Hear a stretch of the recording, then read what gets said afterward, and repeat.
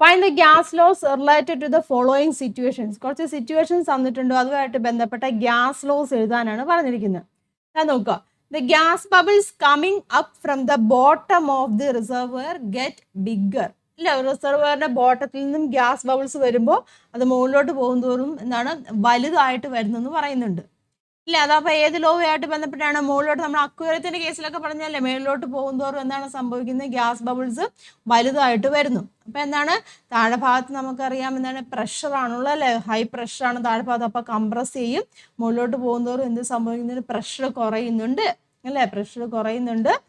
അപ്പൊ എന്താണ് സംഭവിക്കുന്നത്? അത് വോളിയം അവിടെ കൂടുകയാണ് ചെയ്യുന്നത്. അതായത് പ്രഷറും വോളിയം ഇല്ലേ, പ്രഷർ ആൻഡ് വോളിയം ഇല്ലേ, പ്രഷർ കുറയുവാണെന്നുണ്ടെങ്കിൽ വോളിയം എന്താണ് കൂടുമെന്നാണ് പഠിച്ചിട്ടുള്ളത് അല്ലേ. അപ്പൊ അത് ഏത് ലോ ആണ്? നമ്മുടെ ബോയ്സ് ലോ ആണ് അല്ലേ. ബോയ്സ് ലോയുമായിട്ട് ബന്ധപ്പെട്ട സ്റ്റേറ്റ്മെന്റ് ആണ് ഇത്. മനസ്സിലായല്ലോ? അടുത്ത നോക്കാം. An inflated balloon placed in the sunlight bursts. ഒരു വീർപ്പിച്ച ബലൂൺ ഉണ്ടല്ലോ, അത് സൺലൈറ്റിൽ വെച്ച് കഴിഞ്ഞാൽ അത് പൊട്ടിപ്പോകുന്നതാണ് പറഞ്ഞിരിക്കുന്നത് ഇല്ലേ. അതായത് സൺലൈറ്റ് വെക്കുമ്പോൾ എന്ത് സംഭവിക്കും? ടെമ്പറേച്ചർ ഇല്ലേ, ടെമ്പറേച്ചർ കൂടും ഇല്ലേ. ടെമ്പറേച്ചർ കൂടുമ്പോൾ എന്താണ് സംഭവിക്കുന്നത്?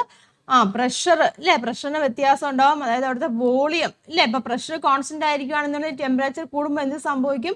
വോളിയവും അതനുസരിച്ചിട്ട് അവിടെ കൂടും. അതായത് ടെമ്പറേച്ചറിനെയും വോളിയം റിലേറ്റ് ചെയ്തിട്ടുള്ള ലോ ആണ്. അപ്പൊ ഏത് കേസാണ് പറഞ്ഞിരിക്കുന്നത്? അപ്പം വോളിയം കൂടുമ്പോൾ എന്ത് സംഭവിക്കും?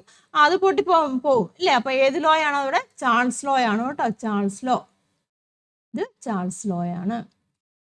അടുത്ത എന്താണ്? As the balloon send for weather forecast go the size of balloon increase അല്ലേ. മേലോട്ട് പോകുന്നതോറും ബലൂണിന്റെ സൈസ് കൂടുവാണെങ്കിൽ അത് ഏതാണ് വരുന്നത്? ബോയ്സ് ലോ തന്നെയാണ് അല്ലേ. ബോയ്സ് ലോ ആണ് വരുന്നത്. ഇനി if 2 moles of hydrogen and nitrogen are taken in STP, the volume of 2 gases will be equal അല്ലേ. എന്താണ് ഉദ്ദേശിക്കുന്നത്? 2 moles of hydrogen nitrogen STP എടുക്കുകയാണ്. വോളിയം എങ്ങനെ? ഈക്വൽ ആയിരിക്കും അല്ലേ. വോളിയം നമ്പർ ഓഫ് മോളിക്യൂൾസ് തമ്മിലുള്ള റിലേഷൻ ആണ് അല്ലേ. അതേതാണ്? Volume and number of molecules ഏതാണ് റിലേഷൻ വരുന്നത്? ഏത് ലോ ആണ് വരുന്നത്? നമ്മുടെ അവഗാഡ്രോ ലോ ആണ് അല്ലേ. Avogadro's law. മനസ്സിലായല്ലോ? അടുത്തത്, as the balloon is filled with air it volume increases ഇല്ലേ. ബലൂൺ എയർ എന്താണ്? എയർ വെച്ച് ഫില്ല് ചെയ്യുകയാണ്. അപ്പൊ വോളിയം ഇൻക്രീസ്, അതായത് നമ്പർ ഓഫ് മോളിക്യൂൾസ് ഇല്ലേ, നമ്പർ ഓഫ് മോളിക്യൂൾസ് അവിടെ കൂടുവാണ്. അപ്പൊ വോളിയം അവിടെ കൂടുവാണ്. അത് ഏത് ലോ ആണ്? അവഗാഡ്രോ ലോ തന്നെ. Avogadro's law.